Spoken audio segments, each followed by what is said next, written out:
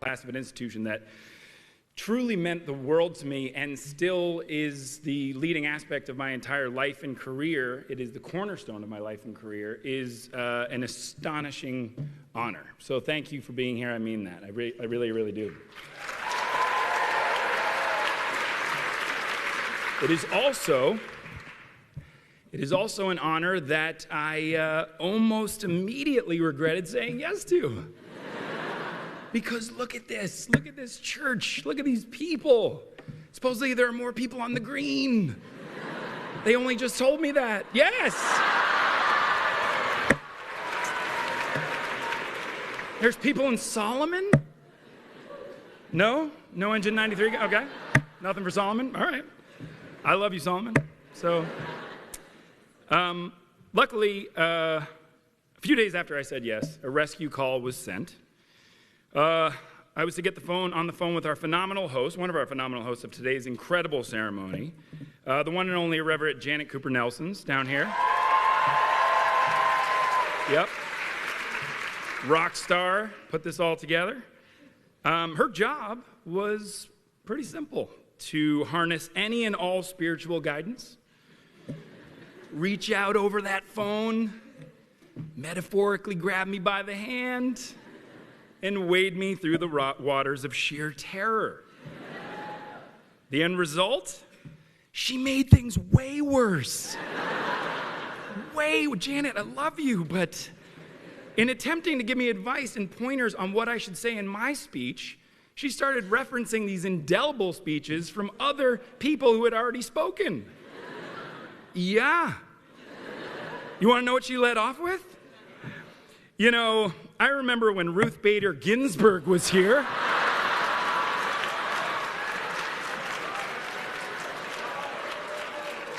I don't mind telling you, I peed a little bit.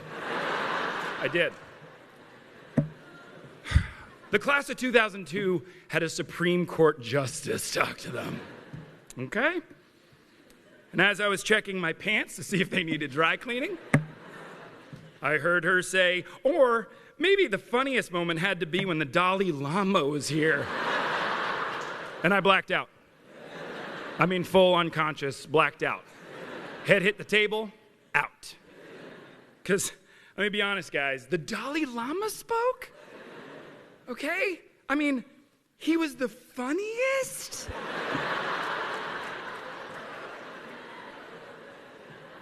I can't contend with the llama on a bad day. But to know that he brought his A game? He had a tight 15-minute comedy set? No. No, thank you.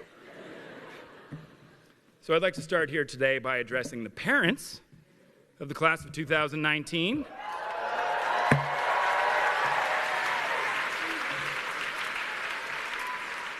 And to you, I would like to say, I hear you. Don't worry. I have already had the t-shirts made up. My kid just graduated from Brown, and all I got was the dude from The Office? Good. Glad you think that's funny. That's really funny. Let me tell you what's really funny. The notorious RBG, His Holiness, they didn't go to Brown. Not smart enough.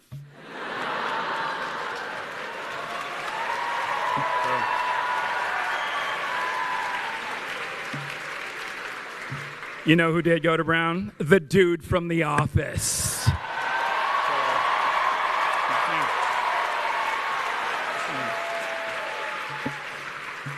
That's ridiculous. It actually sounded awful just coming out.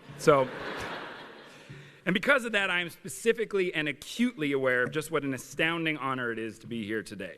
So to the graduates of the class of 2019, tomorrow, I say thank you. Thank you for letting me be here today. Truly, thank you for letting me be a part of your day. This is your day, and you are graduating tomorrow. How cray is that? Does anyone say cray anymore? Okay. I'm ancient. Who's nervous? Let me see a show of hands of the people in the, really, a lot of outliers here. Well, I look forward to your world domination. I was terrified because all the people came up to me and said, The future belongs to you. Whoa! What? I am currently searching for an apartment trying to keep the number of roommates in single digits.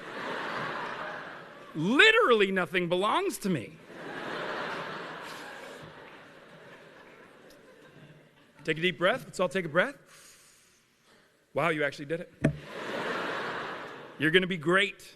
There are many sides to being nervous, and a whole lot of them are wildly useful. And for the ones that aren't so useful, well, let me see if I can't walk you through some of those. Believe it or not, they asked me to come up with the title of this speech. Yes, this characterizes this as a speech. And yes, they think it's good enough to come up with a name. What's so hard to understand? The name I came up with off the top of my head was, what do I know? Right? Pretty good.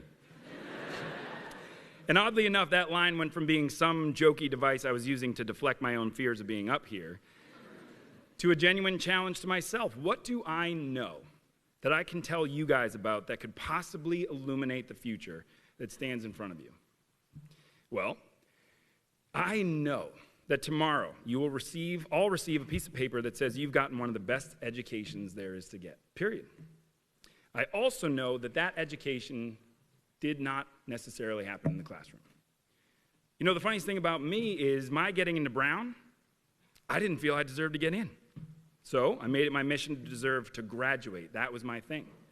I came to Brown as a mid-year. Don't know if that program exists anymore, but yes, one person? Nope. Okay. It's gotten smaller since I was here. But I was one of 32 kids that were not accepted in the fall with everyone else. Thanks anyway. But rather we came in alone, hungry, and cold in January. I remember immediately trying to find my place, to find a group, to find my people. There was a moment where I even thought I might try to play basketball here. Don't laugh yet. Don't laugh yet. My brother Paul was actually the captain of the basketball team, so I had communicated with the coach a couple times about potentially walking on. Still no laughter, please. And it was January, so it was mid-season. I walked up to the gym one day to meet with the coach. I opened the door. As the door swung open, by the time it reached the end and was coming back, I went, no. Nope. These dudes were too big. They were too good. And it was just after lunch, and they were on their second practice? No, thank you. No, thank you. So I turned around and walked straight through the campus toward my dorm when something caught my eye. I saw a flyer for a sketch comedy group called Out of Bounds. Yes, you can all clap for them. That's how big we were, too. It's funny because I think the flyer caught my eye because it was nailed to a tree. And I remember thinking, like, whoa, I haven't been at Brown very long, but protecting trees is kind of like one of your things, right? So I went in for the audition, and my entire life changed. Nope, not because I got in, not because I started acting. It was through that group that I found my way into this community. It was through that group that I met my people. And all of a sudden, I was surrounded by the most inspiring peers. I mean, every single one of them seemed way smarter than me, way cooler than me, way more interesting. And one of the best decisions I made in my life was just to lean all the way in. Nope, not to acting. Are you kidding? I mean, I really wasn't good enough to be here. I don't know if you're listening. These kids were amazing. Truly, by the end of senior year, the only parts I had ever gotten were like armed guard number 4 or terrified hostage guest number 2. Yeah, that's right. When I was at Brown, we did Die Hard the musical. Yep. You guys really missed out. I can promise you that. My parents are right here. They'll tell you you missed out. They didn't. They didn't miss out. It was ridiculous. Okay. You still have your shirts that say my kid went to Brown and all I got was Die Hard the musical? That seems harsh, but we'll talk about it later. No, I didn't get to throw everything into acting, but I did throw everything I had into this unparalleled pool of brilliant people. You know, people often ask me how I got into acting. The truth is, I didn't get into acting. I got into everything. Believe it or not, when I got to Brown, I really hadn't listened to any music that wasn't on the radio, seen any movie that wasn't in the multiplex. One day I asked a small group of friends to each give me one of their favorite movies, favorite albums, and they did. Every single week for 4 years. Yeah, cry, I'm back. It was the experience of my life. One of the most mind-blowing, mind-expanding experiences, and no drugs were necessary. It was without a doubt the beginning of everything. For the next 4 years, I wanted to be a part of it all. I formed a new way of thinking, a new way of executing those thoughts. I leapt out of my comfort zone, then stayed there, and then leapt again. I experienced firsthand the powerful shift in doing something out of love rather than out of necessity. I learned what it meant to believe. I took chances. I failed, and I took more chances. So yes, in the classroom, I received one of the greatest educations one can possibly get. True, but the piece of paper I got at graduation also represents that education. The piece of paper I got not only says where I was educated, but who I was educated with. And it declares that I am a member of that community of people to be relied upon to take risks, provoke thought, and to be committed participants in this world. The piece of paper I got represented every facet of my experience. And the piece of paper I got is the exact same piece of paper you're going to get tomorrow. The piece of paper I got, I live my life every single day by. Because when looking at this sense of nervous that you're feeling now, ask yourself, what's it based in? Is it based in the unknown? Because my question to you is, up until now, how else have you approached each new tomorrow? And if your nerves are based in fear of failure, well, my question is, up until now, how have you defined success? Because in this community, without the presence of financial gain, isn't success simply defined as you're just being onto something? Taking an idea farther than it had never been before? Why does it ever need to change? It doesn't. Or if your nerves are based on something bigger, a fear of something bigger, the world at large, well, to that I do say, yes, it's true, they're right. The future does indeed belong to you. But the abstract weight of responsibility to change it overnight very much does not. Real change is organic. The only responsibility you all have is to hold fast to everything that you have lived right here. To not conform. To realize that when you're out there, you've done all this before, right in here. Remember fondly the discomfort you felt when you were asked to push yourself farther than you were ever sure you could go. And the wash of elation when you finally got there. Remember to be scared. You've been scared before. You'll be scared again. Find more of your people. Lean all the way in. Take chances. Fail big and take chances again. Listen to music. Remember to believe in something. And fall in love as many times as it takes. And remember, before you do something special, just do something. The truth can almost seem too simple.